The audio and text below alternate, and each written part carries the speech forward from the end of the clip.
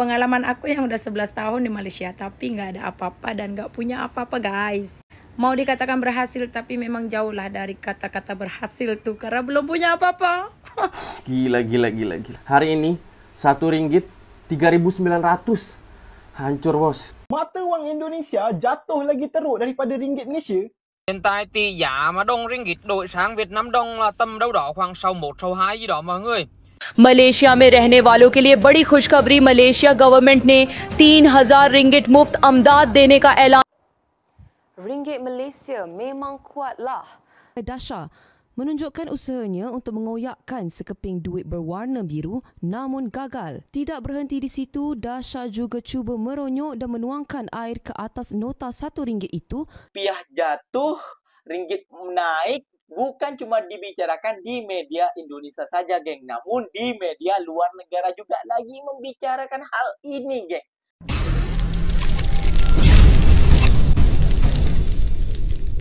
Assalamualaikum warahmatullahi wabarakatuh, geng. Berjumpa lagi bersama saya Iki. Gimana kabar-kabar saudara-saudara, sahabat-sahabat saya? Semoga kabar kalian selalu baik-baik saja. Dilindungi oleh Allah Subhanahu wa taala, dijauhkan dari segala bala musibah dan diberi umur panjang. Amin ya rabbal alamin.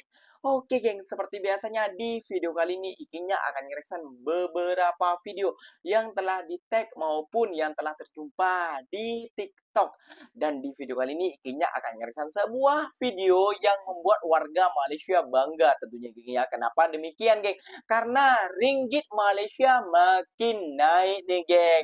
Namun dengan kenaikan ringgit Malaysia ini, geng, pastinya dengan warga Indonesia akan sedih, geng. Kenapa, geng? Ringgit Malaysia naik sedangkan rupiah jatuh ke bawah, geng. Waduh, geng. Dan, geng, ringgit Malaysia ini, geng, ya, naik bukan cuma dibicarakan di media Indonesia saja, geng. Namun media-media luar negara itu juga lagi membicarakan kokohnya ringgit Malaysia ini, geng. Wah.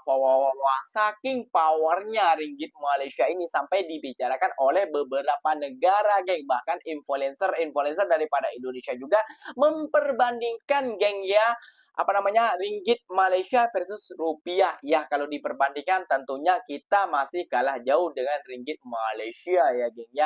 Oke, geng, nggak usah berlama-lama, tentunya kalian sudah penasaran videonya seperti apa. Jom kita simak bersama-sama. Namun sebelum simak jangan lupa dulu, geng, sokong channel ini dengan cara apa? Subscribe, like, comment, and share-nya. Apa-apa benda silahkan komen di bawah. Janji jangan bergaduh. Oke, kita simak dulu videonya. Let's go.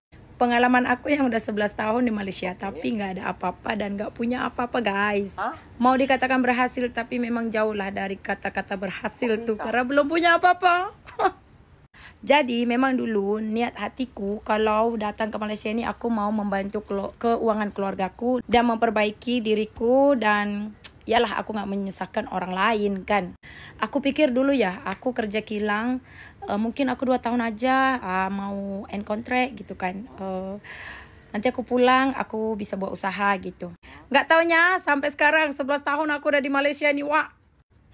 Apa yang aku dapat? Aku nggak dapat apa-apa. Tapi alhamdulillah aku boleh menolong keluargaku dan aku bisa membantu orang-orang keluargaku yang membutuhkan aku. Jadi untuk kalian yang udah beberapa tahun yang belum ada hasil, jangan kecil hati. Karena kebutuhan orang, keperluan orang tak sama. Benar. Mungkin ada setengah orang yang datang ke Malaysia ini hanya untuk kebutuhan dirinya sendiri, ataupun ada orang yang untuk family, untuk anak, untuk siapa-siapalah kan. Jadi kalian siapa-siapa yang belum ada apa-apa, yang belum berhasil, jangan berkecil hati. Tetaplah semangat ya. Kalian nggak sendiri kok, aku ada. Aku memang udah lama di sini dan aku nggak punya apa-apa guys. Kalau siapa-siapa yang ada kisahnya macam aku juga, yang 11 tahun ataupun berapa tahun lah, sila komen di ruangan komen. Mari kita bercerita bersama. Baru sebulan di Malaysia, nilai rupiah makin gak ada harganya. Pasti lu nanya, Bang, kenapa sih bisa begitu? Jadi, salah satu alasannya adalah karena Indonesia punya utang luar negeri yang lebih gede. Dan mayoritas dibayar pakai dolar. Nah, karena banyak butuh dolar, jadi permintaan dolar naik. otomatis rupiah turun. Sementara Malaysia, mereka jaga utang lebih terkendali dan ekspornya juga kuat. Jadi, ringgit lebih stabil. Kemudian, Malaysia juga punya cadangan devisa yang lebih tinggi per kapita. Dan suku bunga mereka juga sering lebih menarik buat investor. Jadi kalau ditanya, terus investor asing milih kemana bang? Ya jelas lebih milih ke Malaysia. Karena iklim ekonominya dianggap lebih aman. Jadi, bukan cuma soal angka, tapi juga soal kepercayaan. Gimana menurut kalian? Apa yang bisa Indonesia benahi biar mata uang kita nggak lemah terus? Tulis dong di kolom komentar. Gila. Hari ini, 1 ringgit 3.900. Oh my god, mau Hancur, 4.000. bos. Untuk orang Malaysia yang lihat ini, tak payah tengok video ini sampai habis. Terus dia packing barang, lepas itu pergi ke Indonesia. Confirm semua murah. Kenapa sih sampai bisa kayak gini? Ini karena belanja populis yang membengkak. Misalnya, program makan bergizi gratis. Di tahun pertama, program ini berpotensi tembus 171 triliun.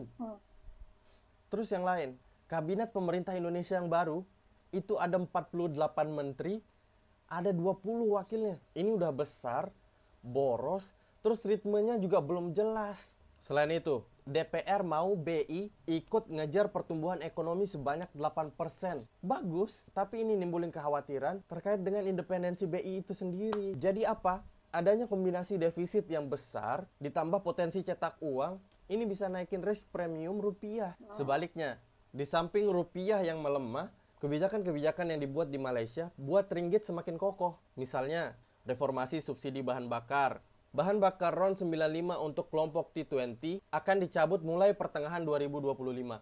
Ini bisa menekan defisit tanpa banyak drama. Terus ada juga agenda good governance. Budget di 2025 itu menekankan efisiensi layanan publik dan penguatan lembaga anti korupsi. Terus di samping itu, adanya lonjakan FDI di sektor teknologi. Misalnya di industri semikonduktor, AI, data center. Ini memperbesar permintaan falas pro ringgit.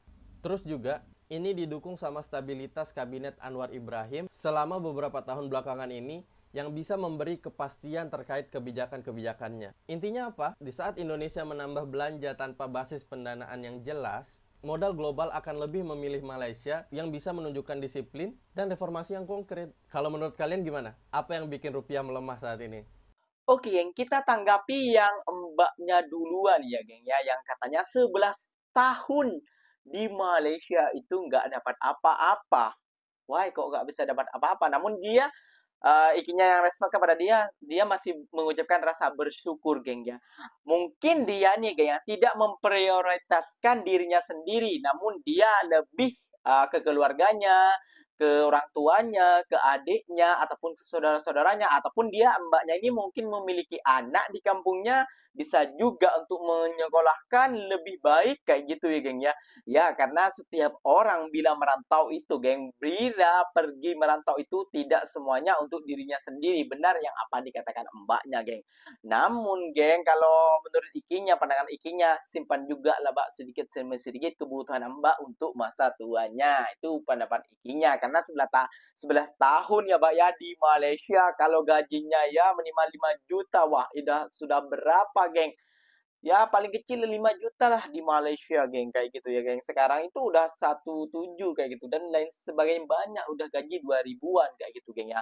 Nah, geng, ikinya akan mereaction beberapa video lagi, geng. Bukan cuma media Indonesia saja ataupun influencer Indonesia saja yang mengatakan bahwasalnya rupiah itu anjlok ataupun jatuh, geng, dan ringgit malah tambah naik kayak gitu ya, geng ya. Namun juga media-media seperti Vietnam ataupun India dan lain sebagainya itu juga meliput pasal kenaikan ringgit Malaysia, geng. Mata wang Indonesia jatuh lagi teruk daripada ringgit Malaysia. Confirm rakyat Malaysia boleh melancong Indonesia dengan lebih murah lagi lepas ni. So, RM10,000 sekarang bernilai RM2.59 je tau. RM1 juta RM263 je. Sebelum ni, RM1 juta bersamaan RM278 pada Disember 2024. Tak sampai beberapa bulan, lebih daripada RM10 dah turun. Sejak 2024, rupiah jatuh 12.4%. Manakala ringgit pula naik 17%. So, perbezaan dia memang sangat ketara. Kita tunggulah apa tindakan Bank Negara Indonesia dan Kementerian Kewangan diorang untuk hadapi kejatuhan ni.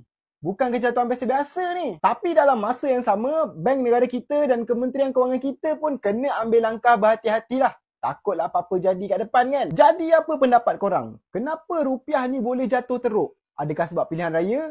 Faktor ekonomi? Cuba komen sikit. Alhamdulillah saudara, ringgit Malaysia hari ini kembali mengukuh kepada RM4.28 per dolar Amerika. Graf di atas menunjukkan dalam tempoh sebulan, ringgit semakin baik sehari demi sehari. Ini menunjukkan ringgit kita stabil. Walaupun jangan salah baca pula. Syabas Kerajaan Madani. Sama-sama kita doakan ekonomi kita terus berada dalam keadaan yang terbaik dan cemerlang. Hiện tại tỷ giá mà đồng ringgit đổi sang Việt Nam đồng là tầm đâu đó khoảng 61, 62 gì đó mọi người. Và có khả năng là vẫn còn tiếp tục tăng mọi người nhá. Nên những anh chị em nào mà có tiền á thì mình khuyên mọi người là gửi bớt một phần.